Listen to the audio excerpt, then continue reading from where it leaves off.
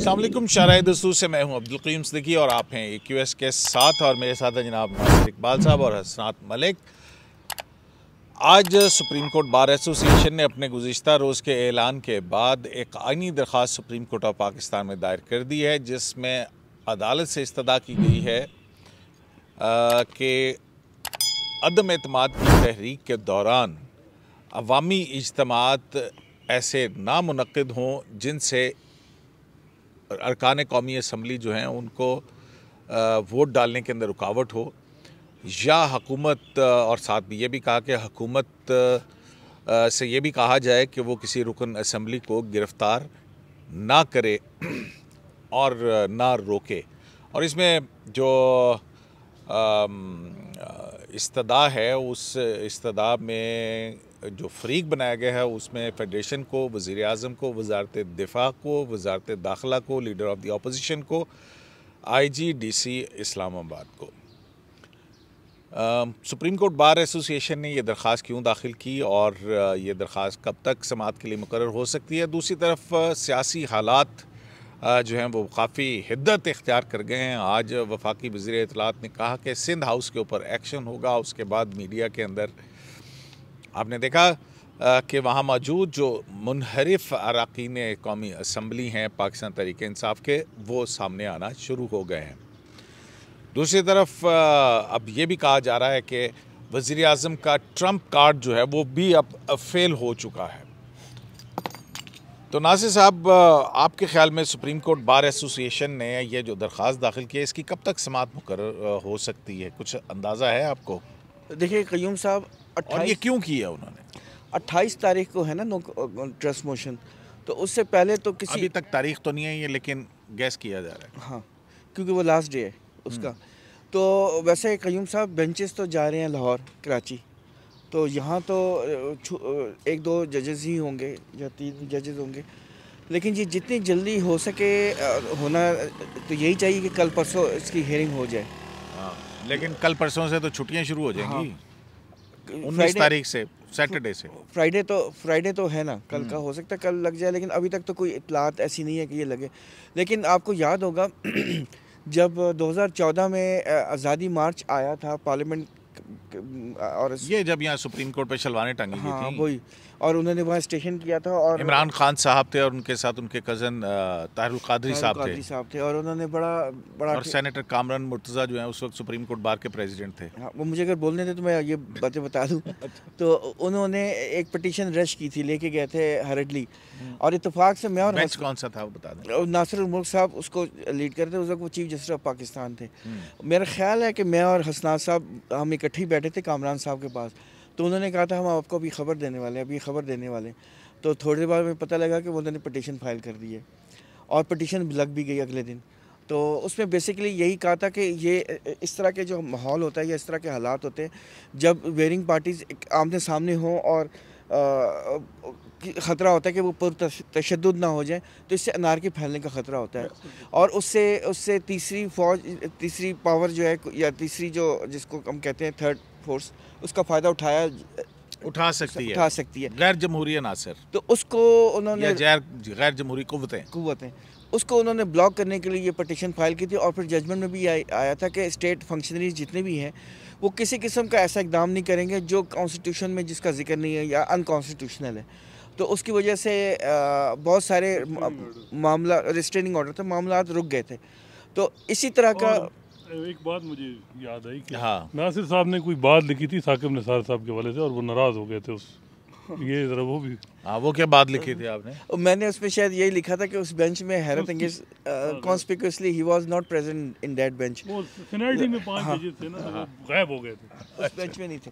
तो इस पे और वो वैसे क्यों गायब हुए थे वो बताएं आप। नहीं, देखें वो कॉन्स्पिक्यूअसली तो थे मेरे ख्याल है बेंच में, फिर लेकिन बाद में आगे थे, लेकिन उस दिन नहीं थे। हो सकता है उनका अपना कोई ज़ाती काम हो, लेकिन उसके माने बहुत ज़्यादा डिफरेंट जा रहे थे कि शायद वो ऐसे बेंच में नहीं बैठना चाहते जो इस्टेब्लिशमेंट के ख़िलाफ़ कोई डिसीजन दे सके या उनको रिस्ट्रेन कर सके या रोका। तो शायद उन्होंने बेहतर ये समझा कि ना आए, लेकिन बहरहाल वो नाराज़ हो गए थे और मुझे उनकी नाराज़गी पहुंची भी थी। अच्छा, तो ठीक है।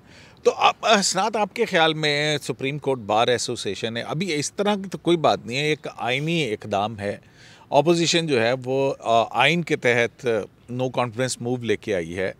हुकूमत ने इजलास बुलाने में ताख़ीर की, इजलास बुलाने में कि ये मामला लिंगर ऑन करते रहें। हुकूमत का इक़दाम ज़्यादा है और स्पीकर का इक़दाम ज़्यादा है, क्यों? लेकिन हुकूमत में फिर सदर ने कॉल करना होता है 54 में सेशन, तो ये उसका उनको फ़ायदा हुआ। और ये सुप्रीम कोर्ट बार अचानक से क्यों आ गई सामने?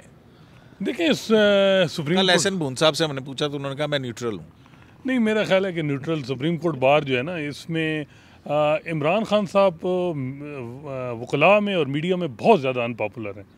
अगर मीडिया में अगर बात की जाए तो उनकी कोई पॉपुलैरिटी है ही नहीं, कोई 2-4 लोग यूट्यूबर आगे पीछे है, तो अदरवाइज संजीदा तबका भी उनसे नाराज़ है जिस तरीके से उन्होंने क्रैक डाउन मीडिया के खिलाफ की। इसी तरह वकला भी उनसे नाराज़ हैं। उसकी वजह जैसे काजी फैज़ के खिलाफ रेफरेंस फाइल करना, और फिर उसके बाद जो मुख्तलिफ जजेस के ख़िलाफ़ ट्रेंड चलाना सोशल मीडिया पे, तो इस वक्त इमरान खान साहब वकला में भी अनपॉपुलर हैं और मीडिया में भी।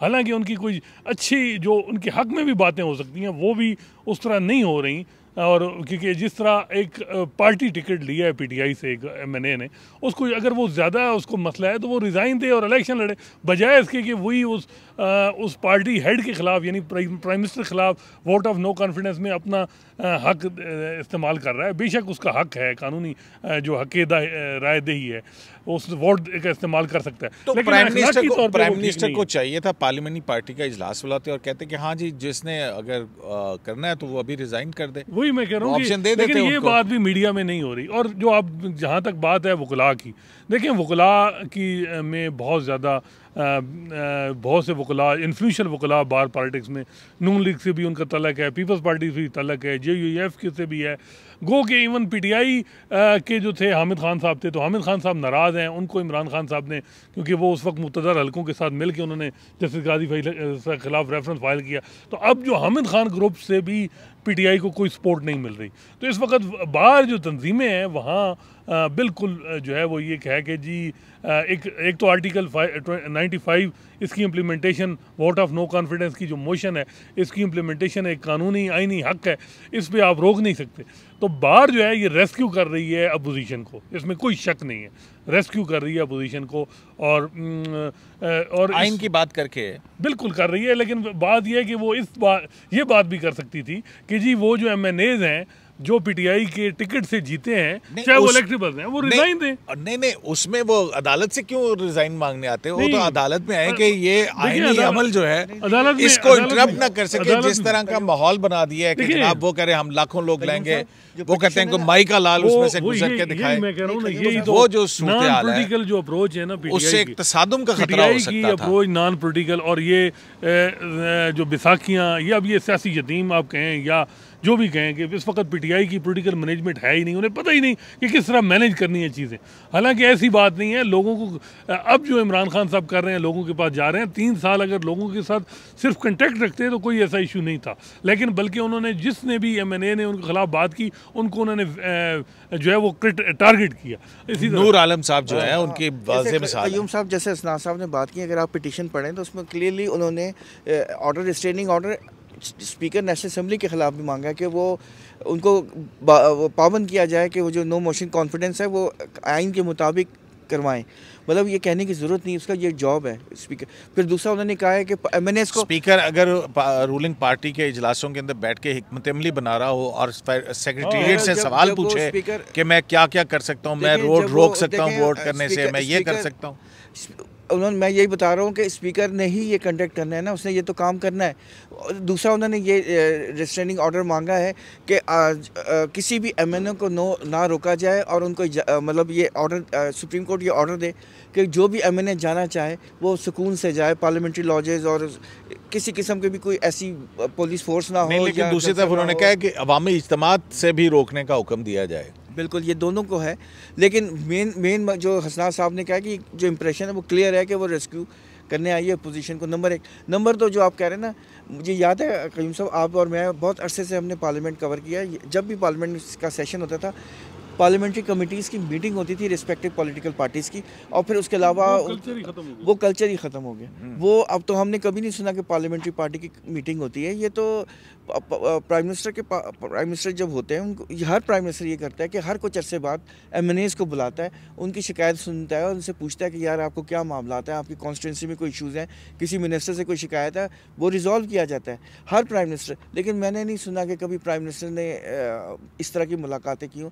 लोग आप क्या समझते हैं कि इससे नो कॉन्फिडेंस मोशन का क्या बनेगा? देखिए मुझे नहीं पता, मैं कोई नजूमी नहीं हूँ। ना आपके पास इल्मुल अदाद है, हाँ, लेकिन ना आप जो है वो कोई इल्म नजूम का रखते हैं। लेकिन जो बज़ाहिर चीज़ें नज़र आ रही हैं, तजुर्बा क्या कहता है? तजुर्बा से मुझे लग रहा है कि वीक पोजीशन में है इस वक्त गवर्नमेंट।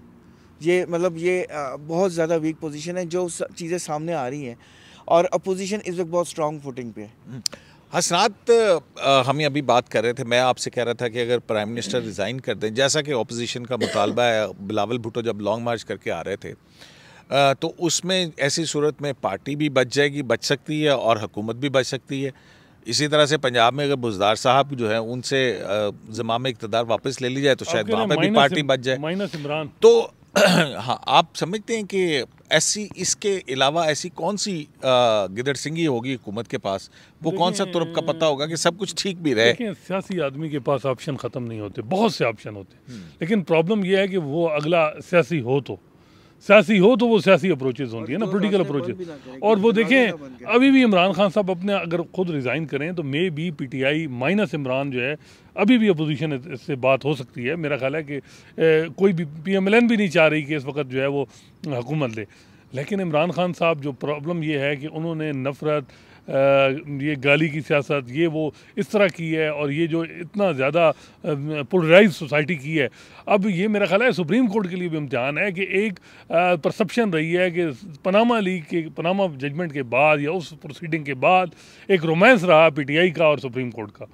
उस वक्त के चीफ, चाहे वो खोसा साहब कहते रहे लूप साइडेड अकाउंटेबिलिटी हो रही है, लेकिन रेस्क्यू भी करते रहे। जहाँ MNAs और अपोजिशन के लोग जेलों में थे, यहाँ जो है ज़मानतें लगती थी मुशीर आलम साहब के पास, वो उनका कंजर्वेटिव व्यू था, वो बेलें देते ही नहीं थे। जब ये शुक्र है कि मंसूर अली शाह साहब के पास बेंच केस लगा तो कुछ MNAs को, अपोजिशन के लोगों को बेल मिलना शुरू हो गई है, अदरवाइज तो बेल का कंसेप्ट ही नहीं था। तो सुप्रीम कोर्ट ने ये इसमें जो 3 साल जो कुछ चलता रहा, PTI ने जो कुछ किया उसमें बड़ा रेस्क्यू किया PTI को। अब देखना होगा कि क्या ये जो सुप्रीम कोर्ट बार की जो पिटीशन है ये एंटरटेन होती है या नहीं। मेरा ख्याल है कि मकसद उनका ये है कि जी रिस्ट्रेन किया जाए गवर्नमेंट फंक्शनरी को कि जी वो इस किस्म के इकदाम ना करें। वो इस्लामाबाद हाई कोर्ट में हो गया है। सुप्रीम कोर्ट में जस्टिस बंदयाल साहब अगले हफ्ते बेंच में यहाँ बैठे हैं, मैंने देखा है अभी उनका बेंच है इस हफ्ते, यानी सुप्रीम इधर। अब देखें कि वो इस मामले को उठाते हैं कि नहीं। ये मेरा ख्याल है उनकी टेनोर का सबसे पहला इम्तिहान है कि वो क्या करते हैं, किस तरफ, either you are with us or against अस, या वो क्या, क्योंकि यहाँ कोर्ट तो एक वो बात ये, लेकिन कोर्ट ये तो कह सकती है कि ये एक आईनी अमल है और इस आईनी अमल को इंश्योर करने के लिए गवर्नमेंट को ही डायरेक्शन देगी ना। PTI ये नहीं मानती कि आप जो है वो लॉ एंड ऑर्डर को मेंटेन रखें। कॉन्स्टिट्यूशन में लिखा हुआ है ना, अगर कॉन्स्टिट्यूशन में ना लिखा होता तो चलो हुकूमत के पास एज होती। ये तो मजबूरी है, अब स्पीकर को भी ये काम करना ही करना है, और ऐसे तरीके से हो तो अच्छा है, वरना तो आपको पता है फिर क्या हो, जो उसके बाद होगा, जो लान तान होनी है। अच्छा, शेख रशीद साहब कह रहे हैं कि 25 के बाद देखना मैं बहुत ज़बरदस्त खेलूँगा। वो वैसे मैं तो उनको जब से जर्नलिज्म में एंटर हुआ मैं उनको यही सुनता आ रहा हूँ कि बहुत ज़बरदस्त खेलेंगे। वो खेलें ना, फिर उनको किसने मना किया? उनके पास इंटीरियर मिनिस्टर है। OIC की मीटिंग हो जाए और भी मामला, मेरा ख्याल है ये सिंध हाउस के अंदर MNAs को रखना गलत बात नहीं है। क्या ख्याल है आपका? सिंध हाउस में MNAs को रखना गलत बात नहीं है? देखें, अब बात तो MNAs, मैं तो यही कहूँगा कि अखलाकी तौर पे उनको रिज़ाइन देना चाहिए और वो कहें कि जी हम इलेक्शन लड़ते हैं, PTI की टिकट से हैं। एक होता है मामला, जो मर्जी PTI अगर उन्होंने रिज़ाइन कर दिया और फिर उसके बाद वोट ऑफ कॉन्फिडेंस लेना पड़ेगा। बिल्कुल नहीं, लेकिन उनको PTI के प्राइम मिनिस्टर के खिलाफ इखलाकी तौर पे कानूनी उनका हक है, आर्टिकल 95 में या जो भी उनके पास डिफेक्शन क्लास बाद में लग सकती है, लेकिन मेरा ख्याल है कि उनको रिज़ाइन दे दें तो मुनासिब है। और इत्तेहादी जो है, आपको भी पता है कि उन्होंने देखना है कि वहाँ क्या माहौल है, किस तरफ आगे पीछे उन्होंने देखना है, पिंडी में क्या माहौल है, इस्लामाबाद का माहौल फिर उसी तरह चल बनेगा। तो मेरा ख्याल है इत्तेहादियों का माइंड बन चुका है, उन्होंने अपोजिशन के साथ जाना है, प्लान बन चुका है, एक्सिक्यूशन होनी है, सिर्फ OIC की ये मीटिंग होनी है, ये थोड़ा सा मामला हो जाए। बहुत शुक्रिया आपका हसनात साहब, नासिर इकबाल साहब। तो शेख रशीद साहब कह रहे हैं कि 25 मार्च के बाद वो बड़ा ज़बरदस्त खेलेंगे, जब ग्राउंड खाली हो जाएगी फिर खेलते रहिएगा। शराय दस्तूर से अब्दुल क़य्यूम सिद्दीकी को AQS लाइव से इजाज़त दीजिए, अल्लाह ने के बाद।